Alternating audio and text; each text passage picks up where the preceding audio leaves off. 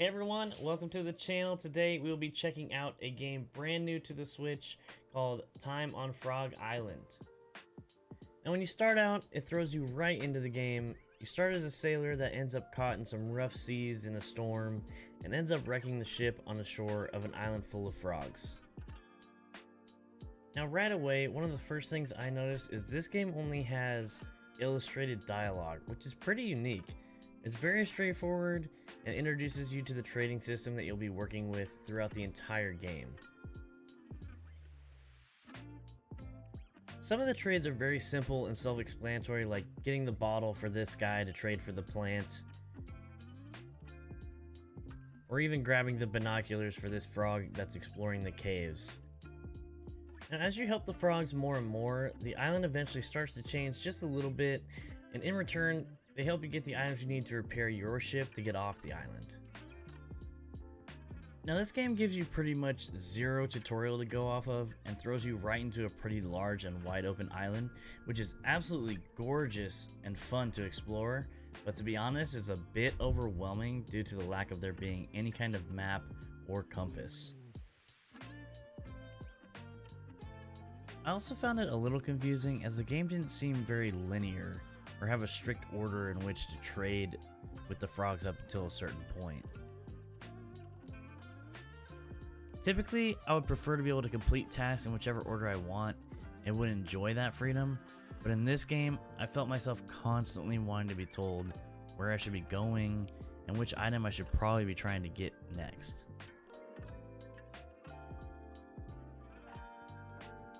There's also no health nor fall damage in this game, but should you try a jump that you can't quite make, it will just spawn you back at the base camp. Though should you be holding a key item when you fall off, they can be a bit of a pain to try to find them again. Even though items do respawn if you sleep at a campfire, there are so many items that I often found myself running around in circles, just trying to remember where I'd picked up certain items or which frog I happened to get that item from. There is a bit of a time and a weather system that definitely affect the current state of the island. For example, a lot of the frogs will be asleep at night, and some will be partying during the day. If you are anxious to get to the next day, you'll have to visit a campsite and build a quick fire, which is actually where we finally get some insight as to who we are. Now the story is driven during what I assume is our dreams. Now without giving too many spoilers away, the game shows us why we may be sailing alone and why certain items seem a bit more precious to the character we play as. I personally loved this touch, and I think it makes the game really unique and gives us simple but effective storytelling. While I do have a ton of positives to throw at this game, there are a few things I wasn't the biggest fan of.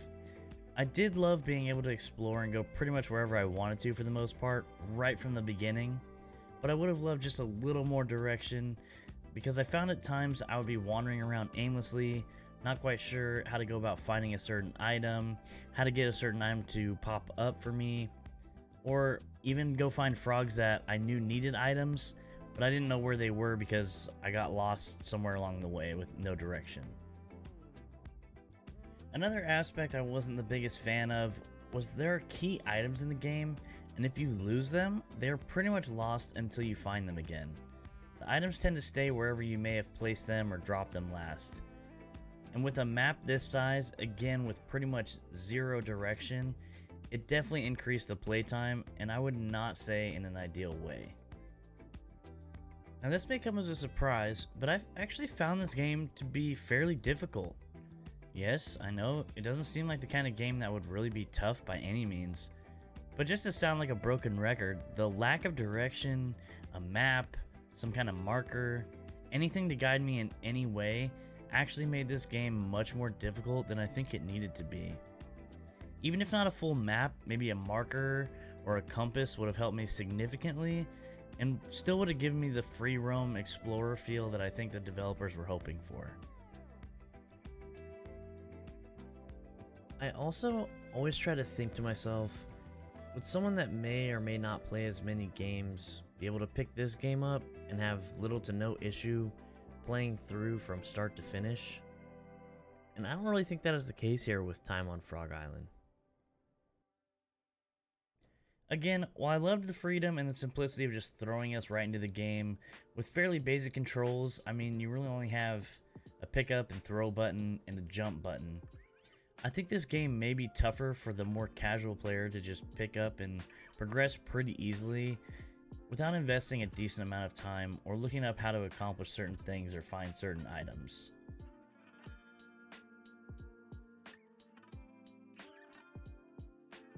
Now, I don't want to beat the game up so bad because I did actually end up truly enjoying it. I absolutely love puzzle games, and I was really excited this was coming to Switch so I could finally give it a try. Now, I was playing this on the OLED Switch, so it looked stunning.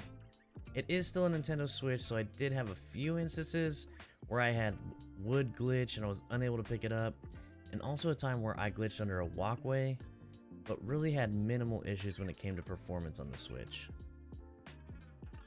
The music was so soothing and peaceful that it really made all of the getting lost and wandering around enjoyable, and it really helped you feel more immersed in the game as well when you're walking through the woods.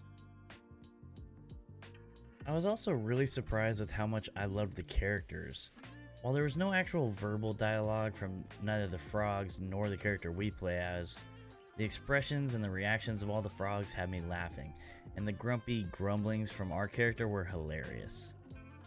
All in all, I would most likely buy this game again. As I'm making this video, it's on sale in the Nintendo eShop right now for $20 US, and I also had some leftover coins, so I ended up picking this up digitally for about $15. I'm sure when a physical copy is released, you could probably even get it for cheaper. If I had to give a final rating, I would probably give this a solid 7.5 out of 10. For all my frustrations and gripes I had with this game, it is absolutely beautiful. I love the art style, the music is amazing, and you typically can't go wrong with that combination. If you enjoy puzzle games, cute animals, amazing art, and soothing music, I think you will enjoy this game. Plus, it supports an indie developer, which is typically a good thing. Alright, that is going to do it for my thoughts on Time on Frog Island. Let me know what you thought in the comments. Let me know if you're going to be picking this up or thinking about picking it up. Or just leave your favorite emoji in the comments, whatever works. Be sure to like the video if you liked it, subscribe if you really enjoyed it, and we'll catch you guys in the next one. Thanks for chilling. Peace!